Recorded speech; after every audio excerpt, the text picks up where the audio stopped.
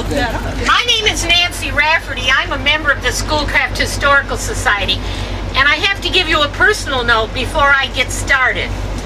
I was in education for over 40 years. The last 25, I was a library media specialist and a high school librarian. And I once had a superintendent on the first day of school when he was introducing all the new people, and he introduced me, and he said that he thought it was ironic that his staff member with the loudest voice was his librarian. And so I feel quite honored to think that I'm supposed to be using a microphone, because believe me, I wouldn't have to. And if you're misbehaving back there, I see you. Welcome to the Nathan and Pamela Thomas home, better known as the Underground Railway House.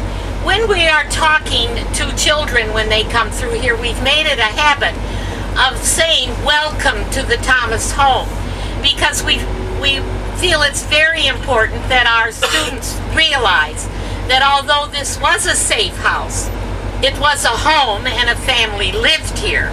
And the fact that, of course, a safe house didn't have to be a home. It could be a barn, it could be a store, it could be anything, a cave, anything where the people who were assisting the fugitive slaves would come and find rest and then be led on their way. I think it would be important for you to know a little bit about Nathan and Pamela. Nathan Thomas was the first and the only doctor for a short time in the entire Kalamazoo County. He was born in 1803 in Mount Pleasant, Ohio. And Mount Pleasant, Ohio is on the Ohio River in the southeast part of Ohio, sort of across from where Wheeling, West Virginia is today.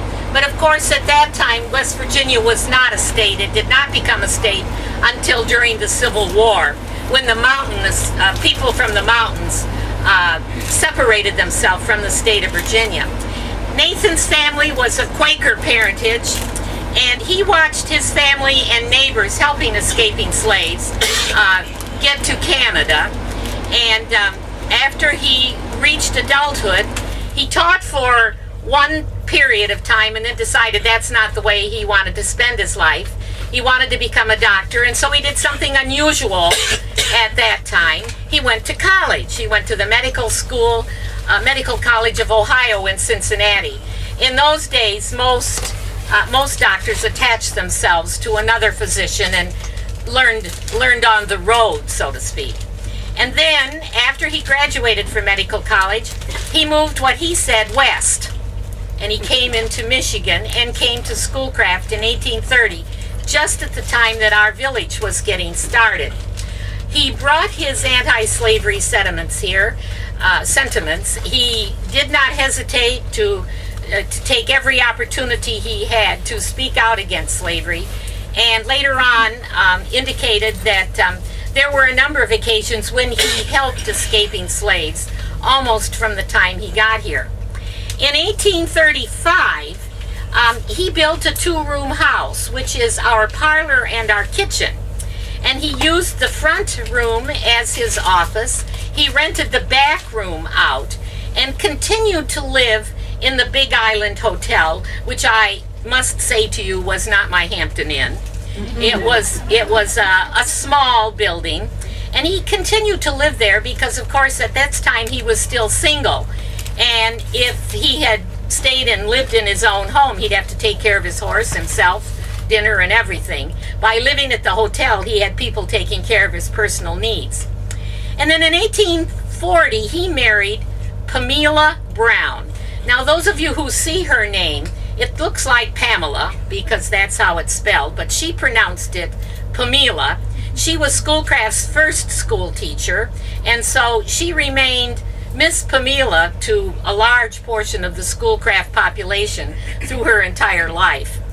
Pamela came from Vermont, was herself very anti-slavery, so when the two were married, it it was a pretty good combination.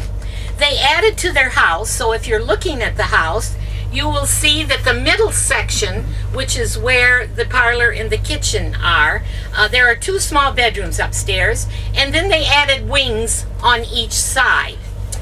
They lived there from 1840 until 1868, but we'll talk about the rest of that later.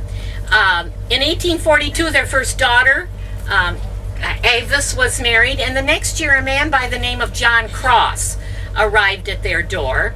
He was working on a spur of the Underground Railroad called the Quaker Line, and he needed some help. He had a gentleman by the name of Zachariah Shugart, whom I'm sure is a very familiar name, at least to most of you. And Zachariah Shugart had agreed that he would help with the escaping slaves. He had a gentleman by the name of Erastus Hussey over in Battle Creek who was willing to help, but he needed someone in between and wondered if Nathan and Pamela would be interested. And they did not hesitate. So for 20 years, from 1843 to 1863, this was one of the stations. After 1863 and Lincoln's Emancipation Proclamation, the number of escaping slaves coming through here diminished by a great deal because, of course, the Emancipation Proclamation freed the slaves in the states that had seceded from the Union. During that time, they had 3 more children. They had 2 boys, 2 girls. They had a variety of family members living with them. A niece stayed there from her growing up years when her parents died. A couple of brothers of Nathan's were here for a number of years. They were doctors. Another cousin was there. So this was a busy household for those 20 years. All of the information, or almost all of the information we have, came from Pamela. That is the documentation that we have here in Schoolcraft. She did not tell us what the signal was that this was a safe house. We don't know that. She did not tell us how people got here. We have to use our imaginations with that. Probably a lot walked. Maybe some came in wagons and things like that. We know that between 1,000 and 1,500 fugitives came through here. I said the word fugitive, and I don't know if you people have thought about this. When we think of the word fugitive in the 21st century, a fugitive is someone who's done something wrong and needs to be caught, right? Mm-hmm. Needs to be punished. These people, we call them fugitives because they were escaping from a law that was there, but it was a very bad law, so I don't like using that term fugitive when we're talking about the Underground Railroad. It's just a personal thing with me anyway. They would come here probably as dawn was about to begin, and then they would go into the house, and Pamela would find something for them to eat, find a place for them to rest, while Nathan figured out how he was going to get them over to Erastus Hussey. Also, I do know that you are heading over to Cass County, and so I do know that you would think the same thing that I do. There were a lot more people over there than Zachariah Shugart who were helping the escaping slaves. The reason we talk about Zachariah Shugart is because that's the only name we have. That's the name that Pamela gave us. We also, it figures out that there would have been stops between Cassopolis and Schoolcraft, because you're going to take probably a half an hour in this bus to get over there. Now imagine those people walking or coming in wagons and things. So we do know that there were other stops. We just don't know who they are. Same way between here and Battle Creek. Then, after the Civil War, this is kind of a fun part of the story. It doesn't deal with the Underground Railroad. But they looked around their house and decided that they had a lot of visitors coming and going, and they wanted to build a new house. But Pamela was adamant. She didn't want to leave her neighborhood. She liked where she lived. Well, fortunately, they had a lot of property.